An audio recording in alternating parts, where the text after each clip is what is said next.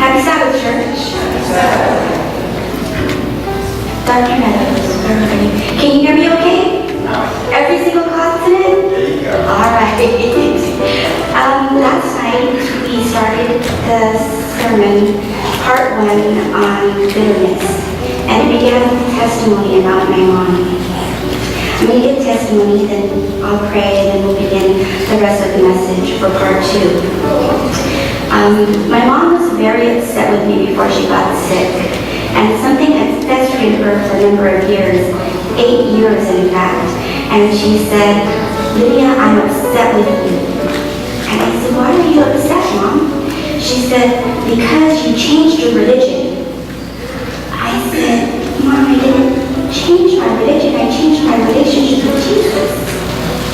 I said, "Do you want me to go back to where we were fighting every weekend? You had to stop what you were doing to come and pick me up, take me for a drive, have things settle down? Did you want me to go back to drinking and smoking and all the things that I used to do?"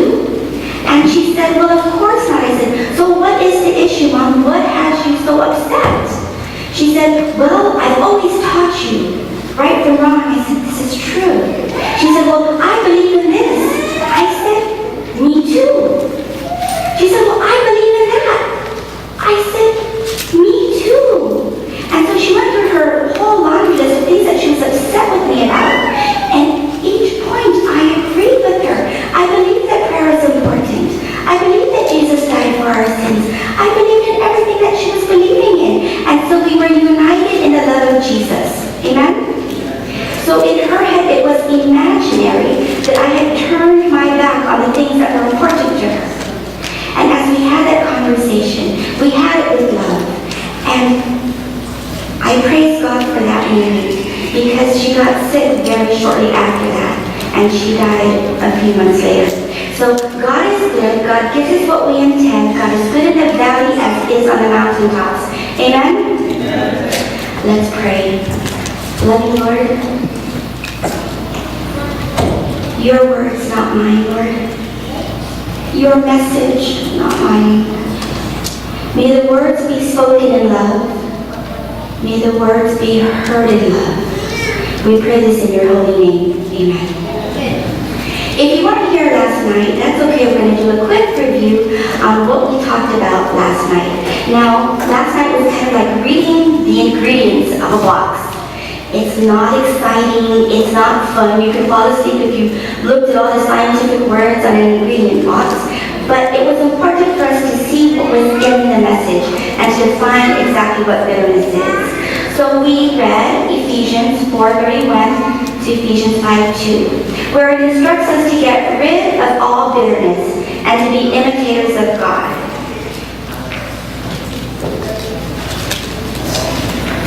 We also talked about Naomi. Her name meant pleasant, but when God took away her husband and her sons, she became bitter with him, and she said, "Don't call me Naomi, call me Mara." Well, some of us are Maras from time to time. We're angry with God for the circumstances that he allows for us. We also read a little bit about Jonah and how he said it is wrong to forgive all those other people. His bitterness was towards God also. We also recognize that some people like being bitter. You can hear it in their voice as they protest. "I'm not bitter." You can see it in their faces. You can see it in their smile. "I'm not bitter." Well, it's easy to identify it in someone else. It's harder to identify it in yourself. Ephesians 4 tells us to get rid of all bitterness. It also says to stay tender-hearted. My question last night was, can two conflicting attitudes occupy the same space? If your heart is pure and white and tender-hearted, and something comes in to spoil it, to dirty it, is it still white? Not so much. That's what we agreed upon last night. It's easy to see bitterness in others, but not so easy to see it in ourselves. When I stumbled upon this study, How to Overcome Bitterness, I had a long list of people that I wanted to hand deliver it to because they needed help with their bitterness. And before I even got the chance, it fell out of my purse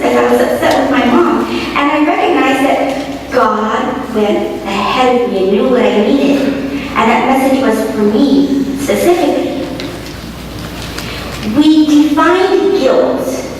Guilt is what we feel when we sin.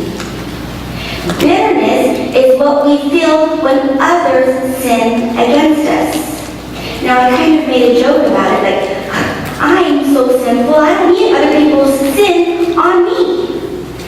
The bitterness is our personal sin when someone does something to us. We carry that with us, and it's destructive, and it hurts us, and it just weighs us down. That's between them and God. We can't fix their sin. So why do we carry it around with us? Why do we allow it to poison our water, poison our hearts? Bitterness points to the action of another. So what do we do with the guilt of others? We let God be God and let Him do what He does. We're not the Holy Spirit Jr. Bitterness is always based upon someone else's sin. And we recognize that sometimes what we see as sin can be real. Someone really offended us, caused injury, but sometimes it's imagined. Like we hear a story that someone's talking about us. And immediately before going to them and saying, Patty, it never happened between us. But for example, if I heard that Patty said something offensive about me, before even going to her, I'm like, of course she said that. What was I thinking? I thought she was my friend. Immediately we go to that. Instead of first saying, hey Patty, you know, I heard this.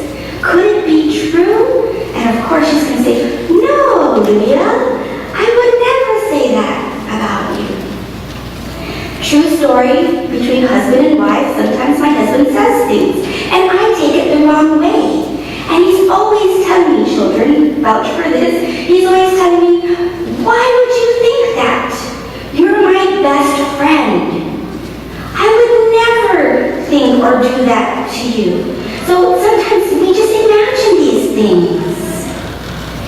Imaginary sin is when we hear a false report and now we're bitter. And we carry it around for the longest time. We also recognize that bitterness is not concerned with how big the sin is. It's based on how close it is. Now, I do not like ice cold water. My husband loves it. So when he makes a glass of water, he puts ice all the way to the top and a little bit of water. I like it the opposite. I just like room temperature water. So sometimes when he brings me this glass of water, we've been together for 31 years, I get frustrated. Like, dude, don't you know me yet? I don't like ice cold water. But I've learned to let it sit and melt. Because I love him that much, and because I should be thankful that he's bringing me the glass of water in the first place. Praise God that I have a husband who loves me and who wants to take care of me that way. And I recognize that that's the best thing for him. He loves it that way, so he's going to provide me with the best way that he knows how. And I need to be thankful that I have a husband who loves me so much. He wants to give me the best. I give that example because it's how close the person is to me. Now, if someone here came up to me and gave me an ice cold glass of water, I take it, lovingly, welcoming, thank you so much. So why am I frustrated with my husband when he gives me the same thing? It's all about our perspective and the tenderness that we have in our hearts. Are you ready? Okay, review time is over. Let's get started. Let's revisit Hebrews chapter 12, verses 15 and 14. Go with me in your Bibles to Hebrews chapter 12, verses 15 and 14. 15 first. Looking carefully, lest anyone fall short of the grace of God. That's our first task. My brothers and sisters, we need to be careful and not cause injuries, because we need to make sure that nobody falls short of the grace of God. That's part one. Part two, lest any root of bitterness spring up and cause trouble. Doesn't that happen? Something could happen to me on the road. I come home frustrated. The first thing my family says is, what happened? And I spill it. And now they're what happened. It defiles many. And then they tell someone, and then they tell someone, and then pretty soon the whole village is mad. Careful that no one misses the grace of God. Also, be careful that no root of bitterness springs up to cause trouble, because many will become defiled. Are you with me so far? There's verse 15. More of verse 15. And let's go to 14. Pursue peace with all people. Pursue peace with some people, with all people. That includes our enemies. Have mercy on us. That includes the people that we see coming towards us and we want to run away from. Pursue peace with all people and holiness, without which no one will see the Lord. That stabbed me in the heart when I read that. It was like, ouch, Lord. Really? Okay, I get it. It's a tough pill to swallow, but I see where we're going with this. Pursue peace with all people and holiness, without which no one will see the Lord. My brothers and sisters, bitterness will rot you out from the inside out. It's not something that's visible to everyone sometimes, because it starts out small. In Hebrews 12, verse 15, it talks about a root. A root is just begins as a small little seed that gets planted, then it gets watered, it gets sunshine, it gets taken care of, and then it roots and it grows. Do you guys agree? Yes? Well, if it continues to grow, it will begin to rot out your insides.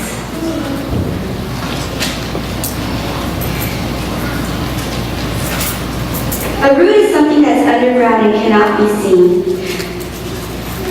But isn't it true that sometimes sidewalks and entire buildings can be uprooted from a big enough root? That's physical. What do you think it does to us spiritually? It comes out, causes damage. The fact that we cannot see roots does not mean they don't exist. It doesn't mean that you'll never see them either. Just because it's there deep inside and you're fighting against it, it will eventually escape. They drink nourishment and they don't stay roots. Eventually they come up. The fruit that is born bears a direct relation to the root producing it. The roots of an apple tree provide us with apples. My dear brothers and sisters, if there is a bitter root growing inside you, it will bear bitter fruit. That's what that verse is saying. Beware lest any root of bitterness spring up and cause trouble and defile many, which means to make many people filthy. Defile is just not dirty, it's filthy. Have you ever seen bitterness go through a family, through a community, through a church? Bitterness can go through a congregation like prairie fire, just woo, right out there, burning everybody in the area. Why is that? Because someone decided to share.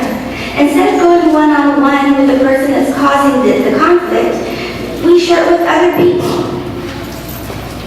They were bitter and they let the root come to the surface and bear fruit, and shared it with many people, and they became bitter. The author of Hebrews warns us about this. He says to beware of missing the grace of God.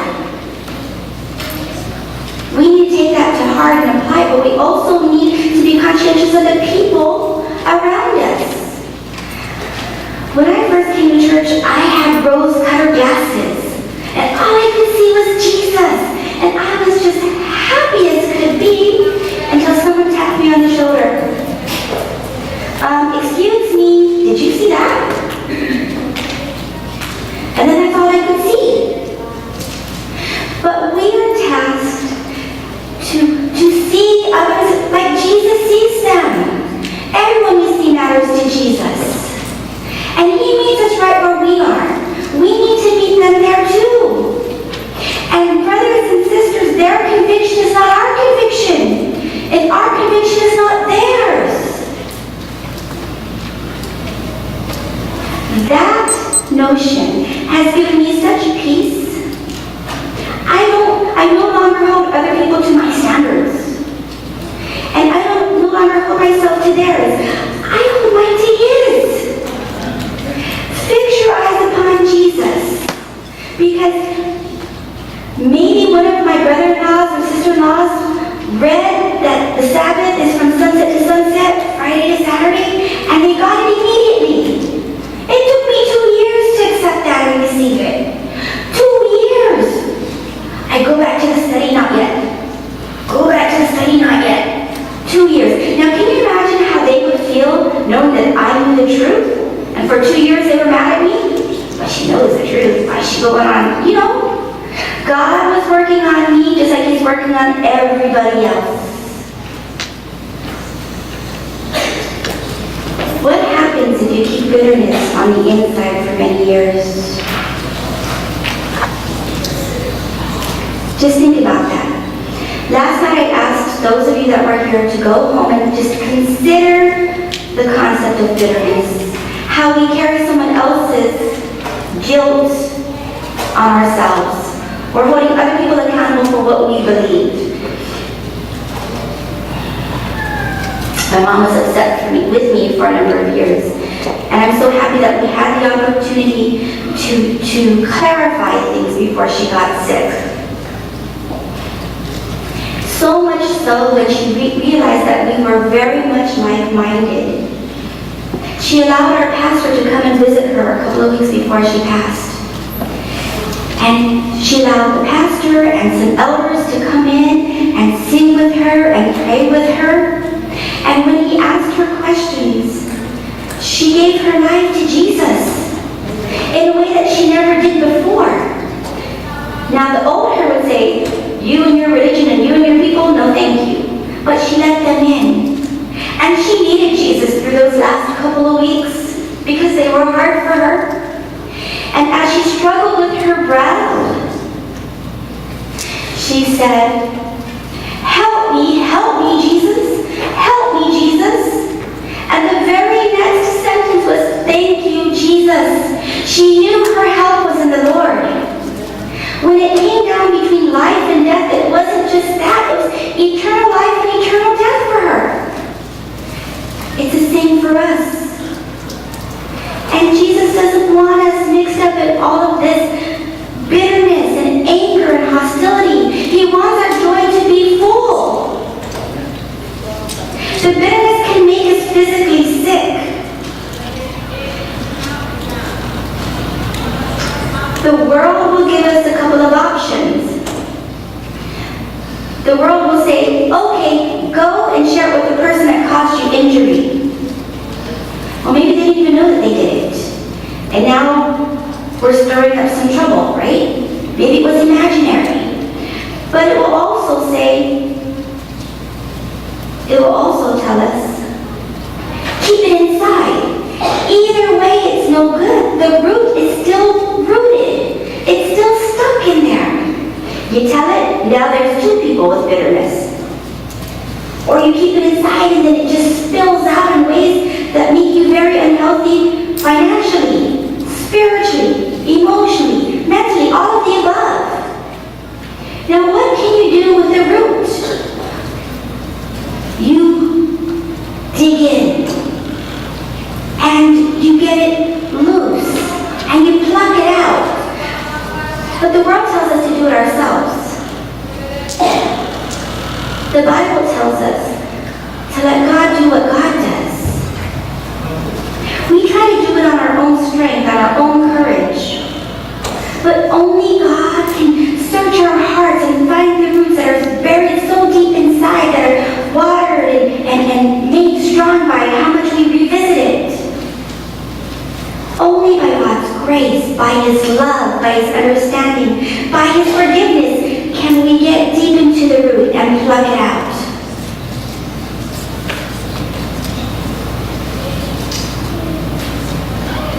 The only way to solve the problem is to talk to God about it. true that he can just breathe worlds into existence? Why do we doubt that he can take what is inside us out? Is he the same yesterday, today, and tomorrow? Then why don't we believe that he can do what he says he can do? We need to release it. I'm not so good at releasing. I like to say, okay, Lord, here it is. But hold a little piece in there and save it for later. But he wants all of it. Ephesians wants us to get rid of all of it. Don't keep any for yourself. Talk to God about it. Ask him to search your heart for whatever does not belong there. And ask him to remove it.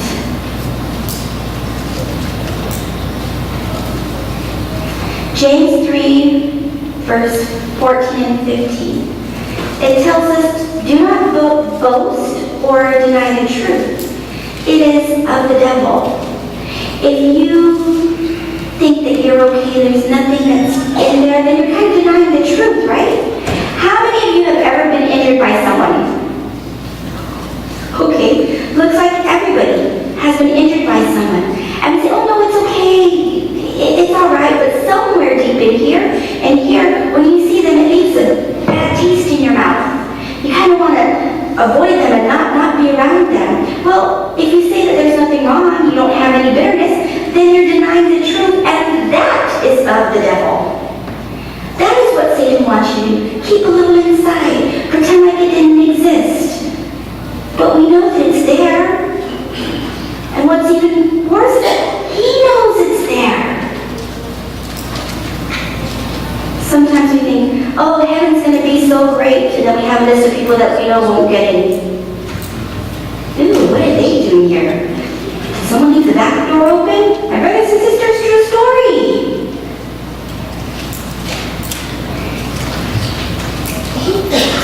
Bitterness accumulates. You think something happens to you, and oh, don't worry, time heals all wounds. Not if you don't visit it. Bitterness accumulates. Time does not heal all wounds. And if it's hidden, it can't be healed. I'm going to say that again. If what's going on is hidden, it cannot be healed. We need to surrender it back to the God that can uproot it and destroy it. Bitterness remembers details and it accumulates. Do you know any older people who are upset about something that happened like 20 years ago? I know a few. It doesn't get better, it gets worse. Time doesn't heal all wounds. They get more and more upset about something that happened 20 years ago. And it accumulates because the more that they visit it, the bigger it gets.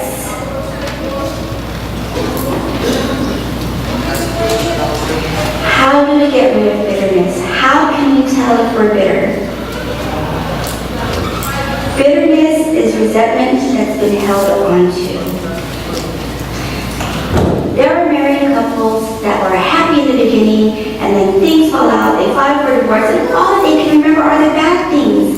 They had like 15 years of great, and then 2 years of bad, and all that they can remember is just how bad things are.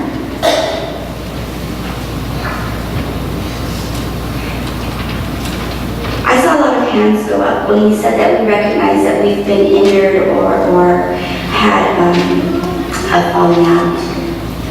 How many of you remember where it happened, what was said, the tone of voice, what they were wearing? How many of you can remember those kind of details? Okay, bless your hearts for your honesty. Some of us are just kind of raising our hands down here. But it's true. If you can remember the details, then there's work to be done in that instance, in that episode, in that event. You can remember the details because you've gone back and you've revisited and revisited and revisited. So much so that you recall the details so vividly. I'm not saying bitter. I'm just suggesting that maybe there's something there that we need to let go of. Let's see. Some people say, oh, I'm not bitter, I just get hurt easily. Well, if we're sensitive about some things, then we've had some things happen to us that cause us to be very cautious. Review, and more review. My mom had a feud with her sister for 70 years. 70 years there was bitterness between the two. If you stay for part 3, you will hear how God worked that through. We need to bring the realization of bitterness back into our own hearts. Remember when I asked you to raise your hand if you've ever had that detail? We need to bring it back to our hearts so that we can give it back to God. I'm not saying that it didn't happen. I'm saying that He knows it happened. Vengeance is the Lord's. And I'm so thankful for that, because I used to keep a really good scorecard. I had every episode, every event listed, crossed out ×5, and I used to say, karma's gonna get you. And if not them, then me. We're gonna settle this. But by the grace of God, by His love and forgiveness, I was able to let it go. And if He can do it for me, my brothers and sisters, He can do it for you. You just have to be willing to let it go, to apply what Scripture is telling you right here, right now. Bitterness is resentment that has been held on to. It has become rancid and rotten. And if it is kept in, it just gets worse and worse.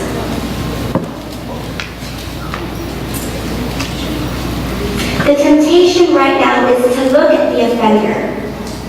Look what they did to me. I've had some people come to this study. We go step by step, line by line, we really break it down, and we really work through some of it. So we think, they take the prescription, they go to the doctor, they fill the prescription, but they don't take the medicine. So a week later, but I'm still struggling. 2 weeks later, but I'm still struggling over the same thing. It's because they're reviewing and they're not letting go.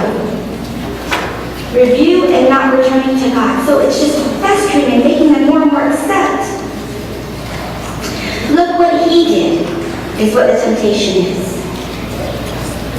Bitterness is just resentment that's been held on to. I'm just repeating it so that we know exactly what it is. And it gets worse.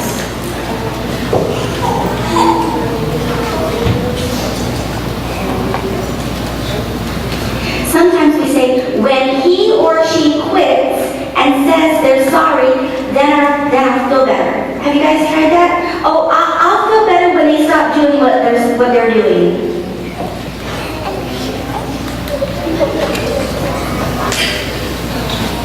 Bitterness doesn't forgive.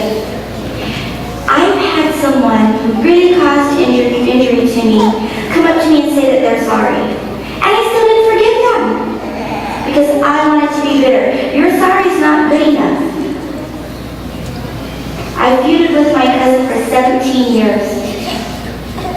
She lost sleep for 17 years because she was mad at me, and I apologized and I apologized and I apologized. And she wasn't ready to receive it. It took the death of our oldest uncle for us to bump into each other in the hallway, for her to fall into my arms and melt and weep. It took the death of our uncle for her to fall into my arms, to finally accept and receive the healing that was so desperately needed. I slept for 17 years. She did not. Toss and turn. That's what bitterness will do to you. Cause you to lose sleep, to be irrational, to be upset. And we lost 17 years together. My kids don't know her family.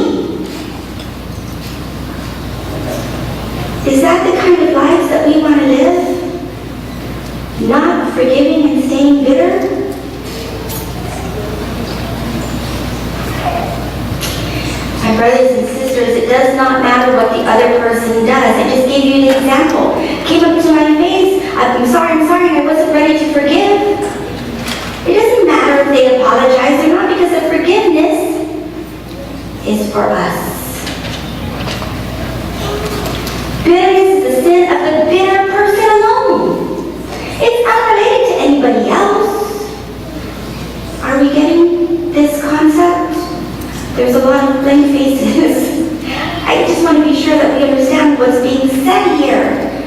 Bitterness is the sin of the bitter person alone.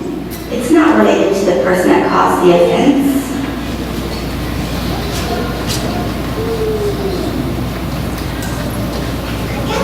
Ministry of Healing, page 492 says, the very act of looking for evil in others develops evil in those who look.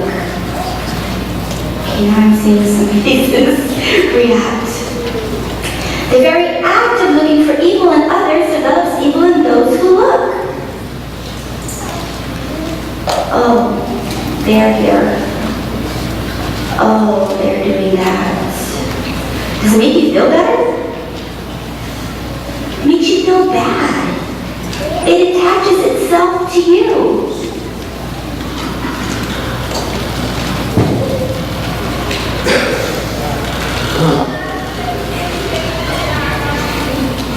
Here's another one. Ouch. By dwelling upon the faults of others, we are changed into the same image.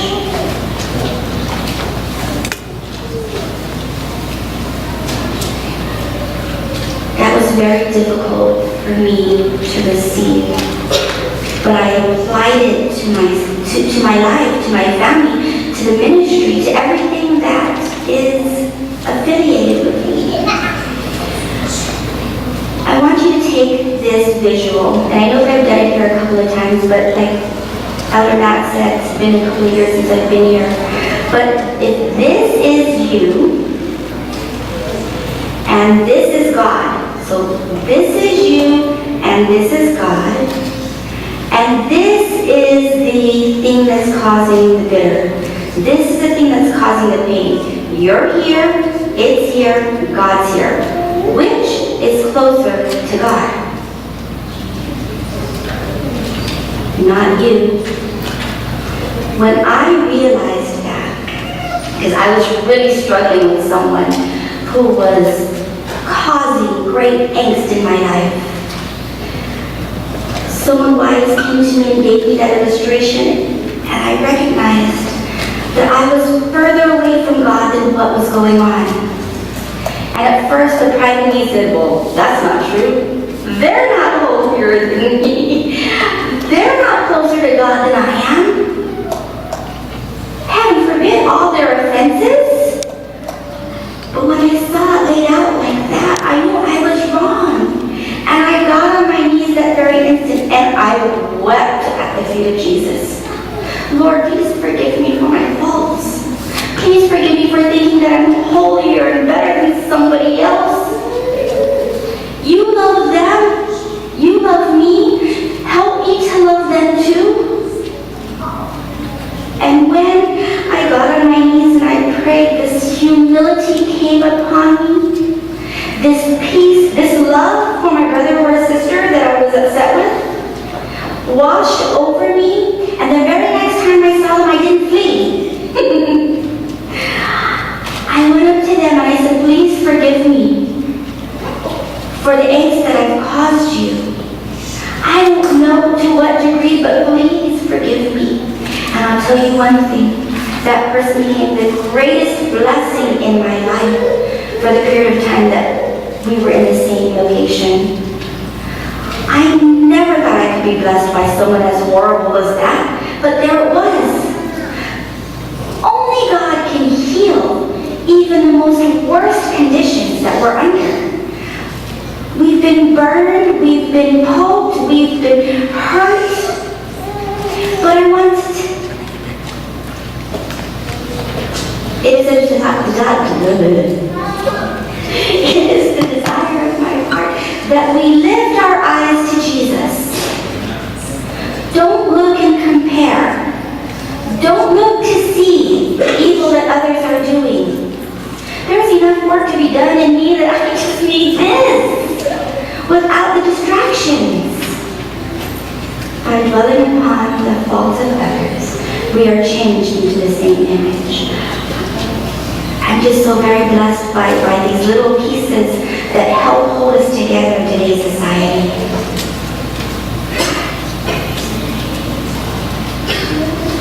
Philippians 4:8 tells us, finally, brethren, whatever things are true. Is it true that you've been injured? Yes, it is. Whatever things are noble, whatever things are just and pure and loving. Okay, you're with me so far. But whatever things are of good report. If there is any virtue, if there is anything praiseworthy, meditate on these things. It's not saying revisit all of the faults that others have done to you, because He's going to handle it. In fact, when I read that He's going to put a heaping coal on their heads, I don't want that for my worst enemy, much less people that I love that I'm bitter at. So I'm going to let God handle what God handles, because I can't change anybody. I need to just continue with my relationship with Jesus and keep my eyes focused on Him. So if it's a good report, if it's praiseworthy, then look upon these things. But if it is not, don't keep revisiting, because then you'll just have the evil and faults of others be upon you. So with that, we are going to close part 2 of this session. And I pray that you stay for part 3, because we will go over forgiveness and how to, even though we think that it's most difficult. So we'll close here for part 2, and we'll head over to the fellowship hall for the potluck.